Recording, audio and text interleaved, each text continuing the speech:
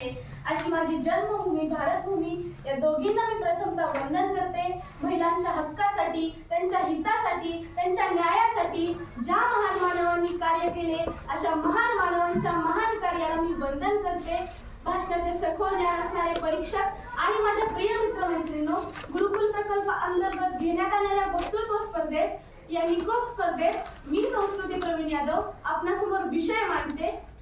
स्त्री जन्मा तुझी कहाणी।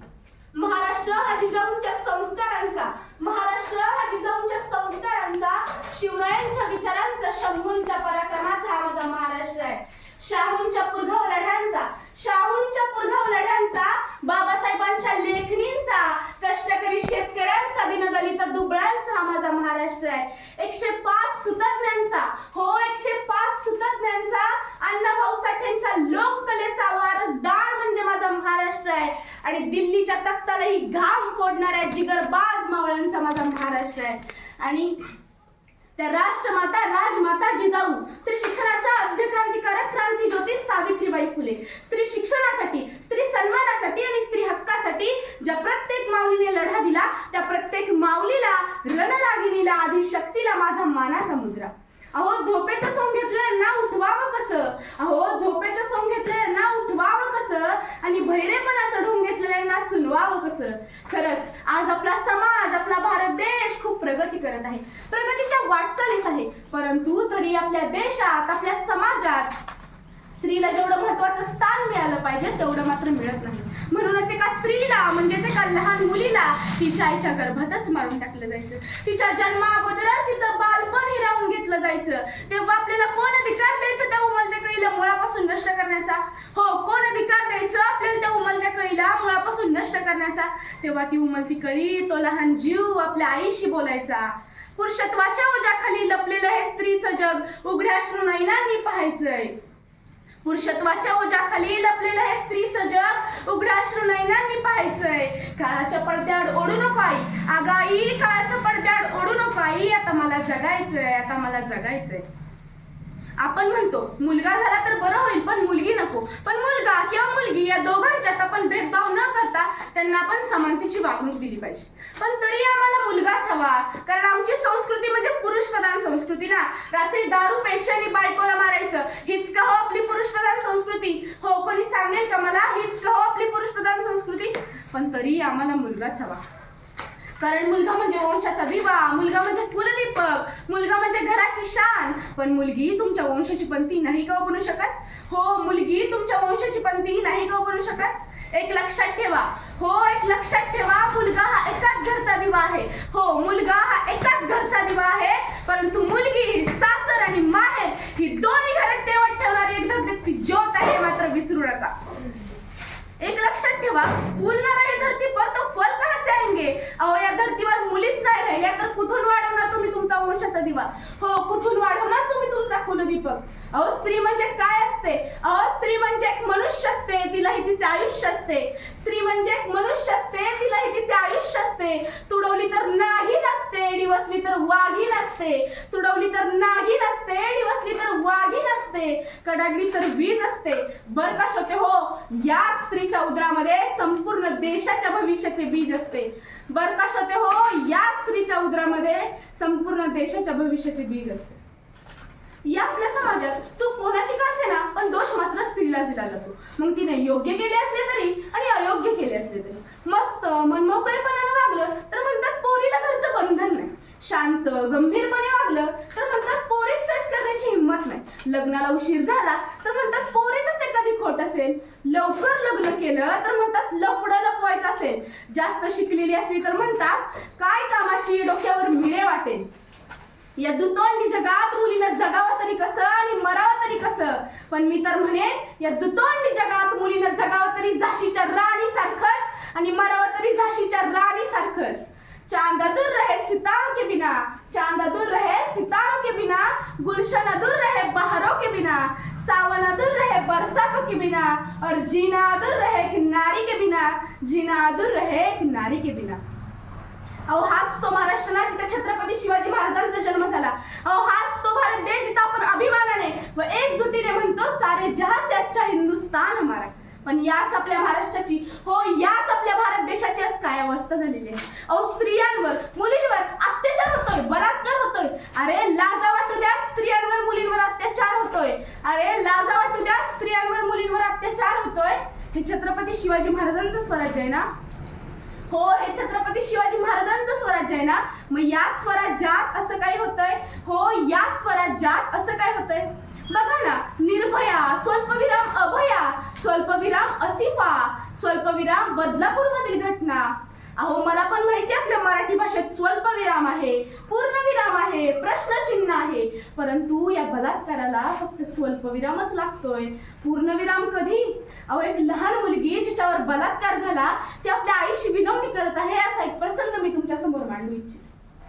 आई, आम्ही अंगणात खेळत होतो, खूप खुश होतो, गुरफटत होतो. तेवढ्यात एक काका आले. ते मला म्हणाले, चल बाळा, मी तुला चॉकलेट देतो. मी एकदा नाही म्हटलं, दोनदा नाही म्हटलं, तीनदा नाही म्हटलं गाई, पण तुला माहिती आहे ना मला चॉकलेट किती आवडतं. मी गेले त्यांच्यासोबत. हो, मी गेले त्यांच्यासोबत. जशी मी दारात गेले ना, दारात शिरताच त्याने दरवाजाची कडी लावून घेतली. मी चॉकलेट खाण्यात इतके गुंग होते ना की ते माझ्या शरीरावर, माझ्या हातावर हात फिरत होते. आई, ते मला खूप विचित्र वाटत होतं. आई, मला अचानक झालेला वेदना सहनच होत नव्हत्या ग. तेव्हा पण माझ्या डोळ्यासमोर फक्त तुझाच चेहरा होता. कारण तू सांगायचीस त्या काकांबरोबर जाऊ नको, कुणी चॉकलेट दिलं तर खाऊ नको. पण आई, मीच का ग मीच? हो, मीच का मीच स्वतःला आवरावं? मीच का मीच स्वतःला सांभाळावं?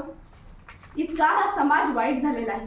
आता तू आई रडत असशील, माझ्या फोटोला हार घालत असशील, दिवे मेणबत्त्या घेऊन मोर्चे चालू असतील, पण आई, मला ते नकोय. मला तो नराधम राक्षस माझ्यासारखा तडफडून मरायला हवा.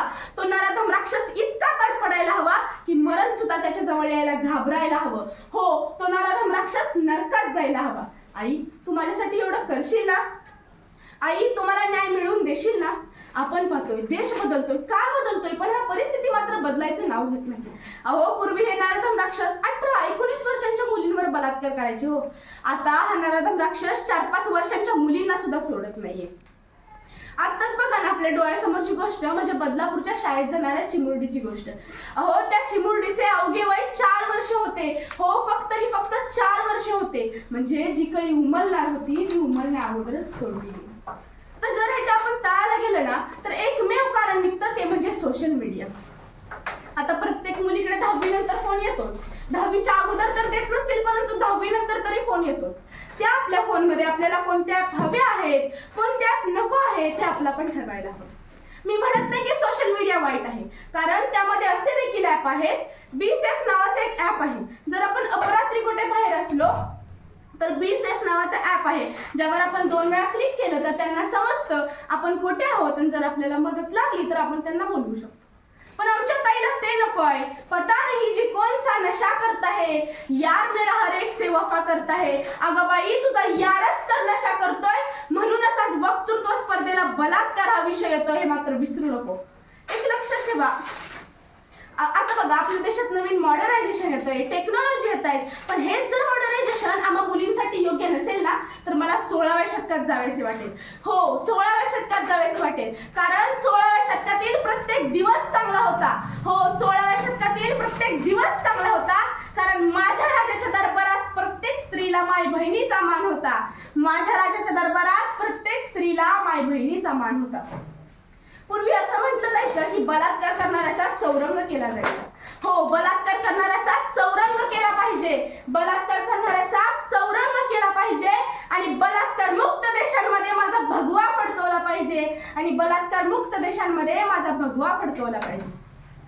आताचे शासन बघा ना, लाडकी बहीण योजना काढतंय, लाडका भाऊ योजना काढतंय, आता उद्या लाडकी मुलगी, लाडका मुलगा अशा योजना काढेल. पण आम्हाला योजना नकोय. आम्हाला फक्त आणि फक्त संरक्षण हवे आहे. खरंच स्त्रियांना, मुलींना आरक्षण देण्यापेक्षा संरक्षण द्या. आणि जर आम्हाला संरक्षण मिळाले नाही तर उद्याच्या जिजाऊ, उद्याच्या राणी लक्ष्मीबाई, उद्याच्या सावित्रीबाई फुले अशा महान रणरागिणी आदिशक्ती कशा घडतील? आणि अशा महान रणरागिणी आदिशक्ती घडल्याच नाहीत तर उद्या या आपल्या मातीमध्ये छत्रपती शिवाजी महाराज, डॉक्टर बाबासाहेब आंबेडकर, साने गुरुजी यांसारखी अनमोल रत्ने कशी जन्माला येतील? आता त्या बदलापूरची चिमुरडी आपल्या आईशी विनवणी करत आहे, अशी एक कविता तुमच्या समोर सादर करते. आई आई करून मी वेदनेने विवळत होती, आई आई करून मी वेदनेने विवळत होती, पण त्या नराधमाच्या नजरेत थोडी सुद्धा माणुसकी नव्हती. किती ओरडू किती वेळू समजत नव्हते. 2-3 जणे मिळून माझ्या शरीराचे लचके तोडत होते. एवढा अत्याचार करून ते नाही थांबले. एवढा अत्याचार करून ते नाही थांबले. उशी घेऊन माझे तोंड जोरात दाबले. उशी घेऊन माझे तोंड जोरात दाबले. तेवत होते मी पण माझी प्राणज्योत देवाने नेली. तेवत होते मी पण माझी प्राणज्योत देवाने नेली. बाबांना सांग आता तुमची चिमुरडी तुम्हाला सोडून गेली. बाबांना सांग आता तुमची चिमुरडी तुम्हाला सोडून गेली.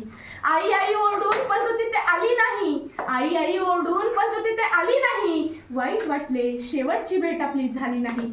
वाईट वाटले शेवटची भेट आपली झाली नाही. आणि आता लोक येत असतील दिवे मेणबत्त्या घेऊन, पण गरज नाही याची सांग त्यांना जाऊन. विशेष आहे समाजाचे पुढाऱ्यांचे करतात सत्कार, आणि आमाची मुरड्यांवर रोजच का ग होतात बलात्कार. मावळे म्हणतो ना आपण, मग कधी आपण शिवधर्म पटकावणार. मावळे म्हणतो ना आपण, मग कधी आपण शिवधर्म पटकावणार. माझ्या गुन्हेगारांना आपण कधी फासावर लटकवणार. माझ्या गुन्हेगारांना आपण कधी फासावर लटकवणार. विनंती आहे माझी सर्वांना, सावध व्हा, हा नाही मेणबत्तीचा खेळ. विनंती आहे माझी सर्वांना, सावध व्हा, हा नाही मेणबत्तीचा खेळ. आज माझ्यावर आहे पण तुमच्यावर पण येऊ शकते अशी वेळ. आज माझ्यावर आहे पण तुमच्यावर पण येऊ शकते अशी वेळ. आता भाषणाची सुरुवात तर छान झाली, आता शेवट पण आपण छान करूया. आणि शेवट आपण छत्रपती शिवाजी महाराजांच्या जयघोषानेच करूया. आता महाराजांचा जयघोष